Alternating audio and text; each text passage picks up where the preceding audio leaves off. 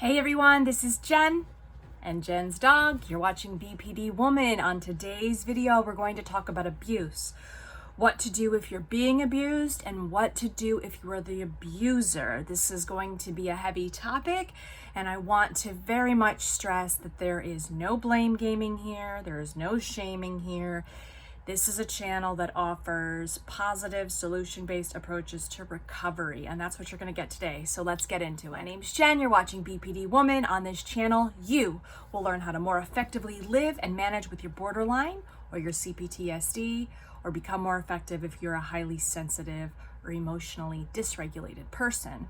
I was diagnosed 20 years ago with BPD, and I've lived with it for, I believe, 30. I've been through numerous and many rounds of DBT. I have done in-person, one-on-one group therapy. I have read books. I've done workbooks. I have a YouTube channel. You get it. I'm very committed. And while I am not a therapist or a psychologist, I am a person who can answer one very important question, which is, what is it like to live with BPD? And in doing so, I can give you a perspective and nuances that your therapist just simply cannot offer to you. So let's get into it. I have a video request, and I had a couple of weeks ago an email from a family member, and I'm going to read portions of this family member's email, and it's very long and my responses are long, so you're not going to hear all of it, but I will get into some points, and then I'm going to tell you a little bit about my experiences growing up with abuse. I'm going to tell you my experience being the abuser, and then I'm going to give you tips for both if you're being abused and if you are an abuser, okay? So here is the email. Hello, my name is Rich. I've been through many of your videos, and I noticed that you don't really speak about how us that live with a BPD person and what we go through. Whenever my wife goes out with her sister on a girls' night, my wife always comes back super exhausted of being with her sister, and I always know that I'm going to take the hit in the evening. I don't know if that means physical or verbal, but I let my wife go sleep and rest. Then I know that after she sleeps for 3 hours, she's going to be angry at me because I stayed up late enjoying my evening. If the music's too loud, she comes out yelling and threatening divorce. Then I have to leave the house for 3 days for her to calm down. My wife forced her sister to go out on the town, but I can't handle her and her BPD. So it's not always about how a borderline lives. What about us? Someone angers her, I always take the hits. Right now I am moving out just because she forced her sister to go. Right.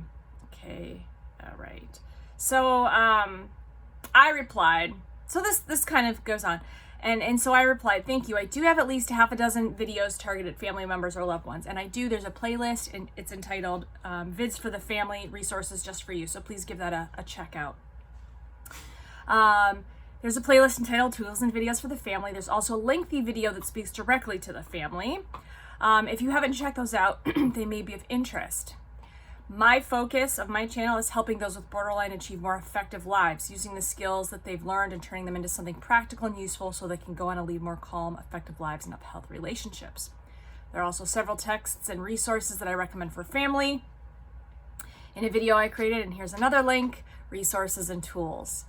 I think obviously the first thing to note is that no matter the affliction or diagnosis, abuse is never allowed, never tolerable. So, I also said that being an angry or violent person is not limited to those with BPD, right? All kinds of people can be angry and abusive. And then I stress, no matter the diagnosis, abuse is still abuse. And if you're suffering abuse, then that is a decision that you will have to make on how to deal with it. Again, my channel is aimed at helping people with BPD. This is done through many videos on anger and communication, emotional regulation. And this is where I spend the majority of my efforts. So, I'm happy to do a video on your behalf. I said, can you explain or give me some colors to what you'd like the video to be about? I said, I'm not a therapist, etc.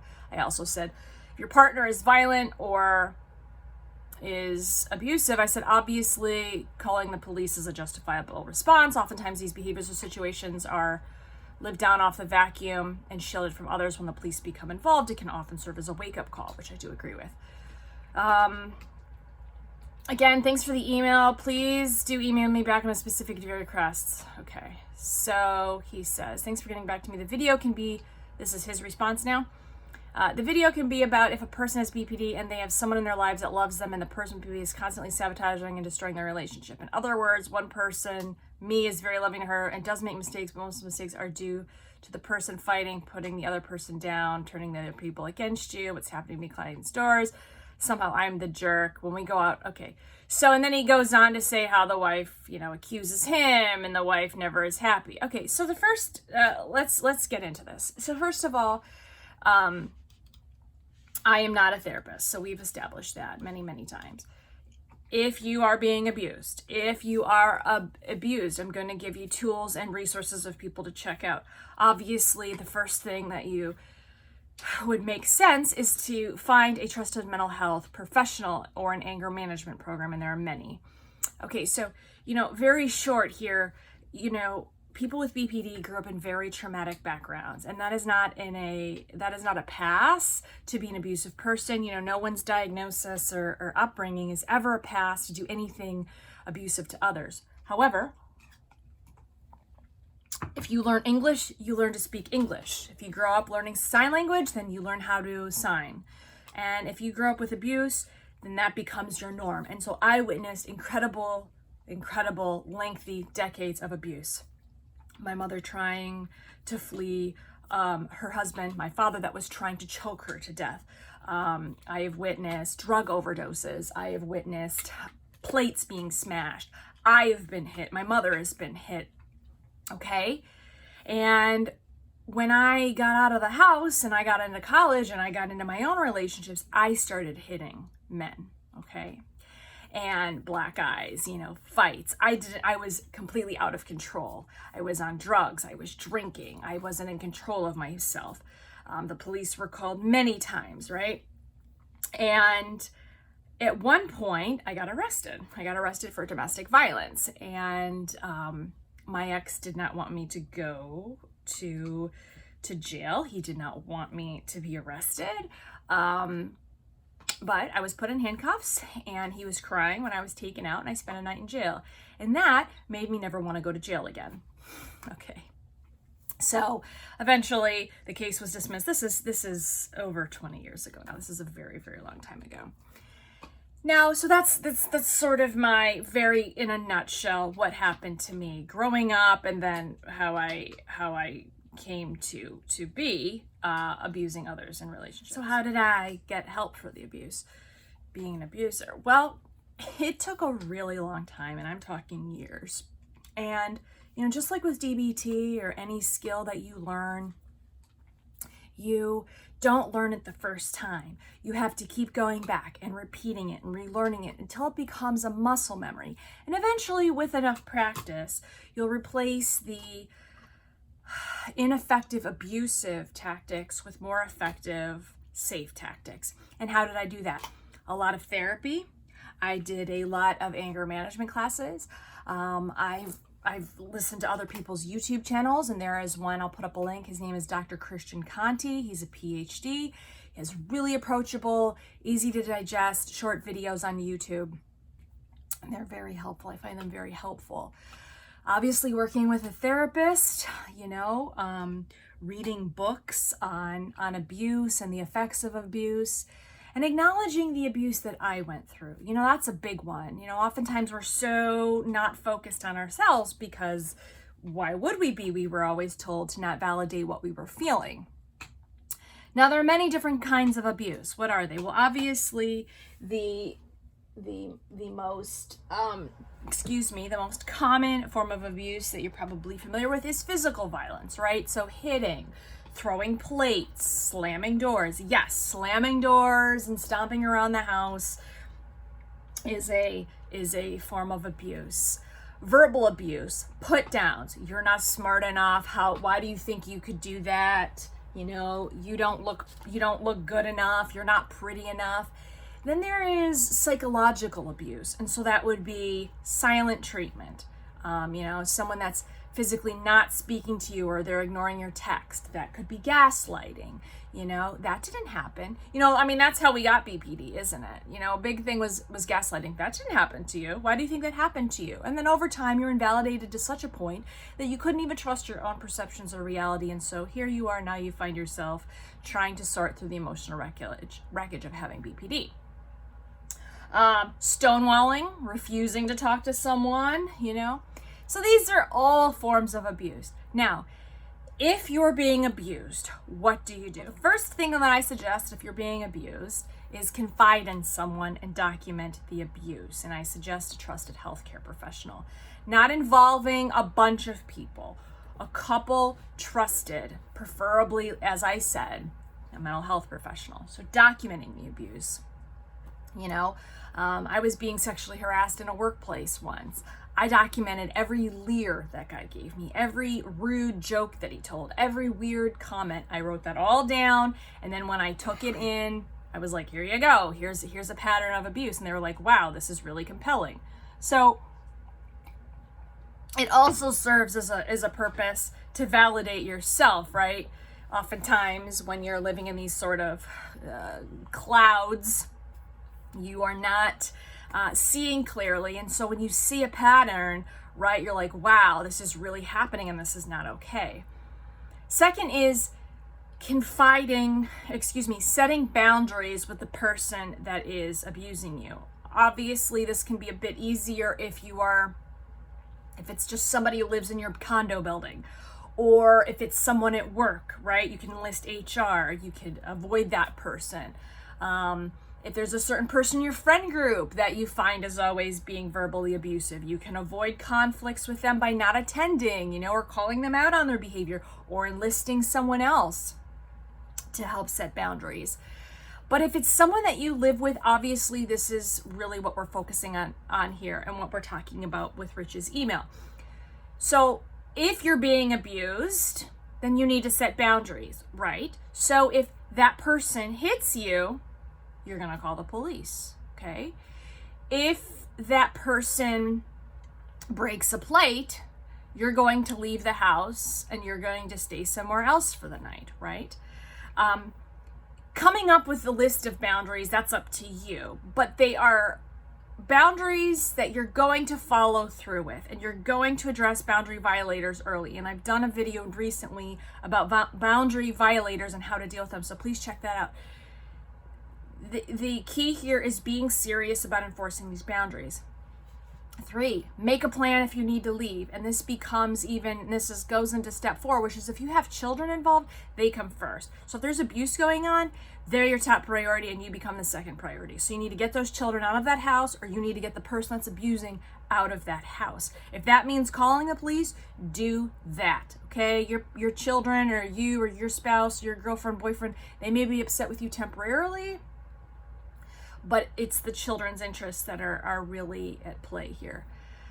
Understand that yes, BPD and anger and emotional ability issues do worsen violence and reactivity. And that's a huge reason why those with BPD carry out more completed suicides than any other mental health diagnosis except for bipolar. So 10% of people with BPD, I think it's 7 to 10%, will attempt and succeed in suicide.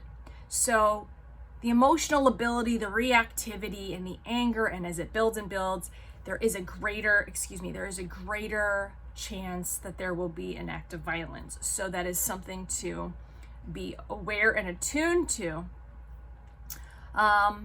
Sure, educate yourself on what some of those are. Stop Walking on Eggshells by Dr. Krieger is a good one. There are Loving Someone with Borderline Personality Disorder by Dr. Sherry Manning. And again, I list these resources in my video tools and resources. Again, another tip here is no matter the diagnosis, abuse is never allowed. Period. Full stop. Abuse is never allowed. Okay, so it doesn't matter the diagnosis. It doesn't matter how they grew up. If you're being abused, then they have to go. And that's just that, okay?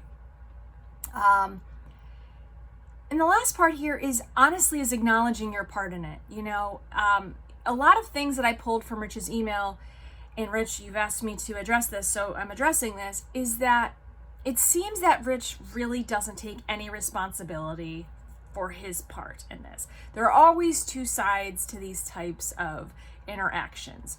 You know, I don't know anything about Rich's situation, but what I do pick up on is that Rich doesn't acknowledge that he does anything, okay? It's that, yes, you know, he's a loving person, he makes mistakes, but only when provoked, right? Or only in response to the other person's behavior.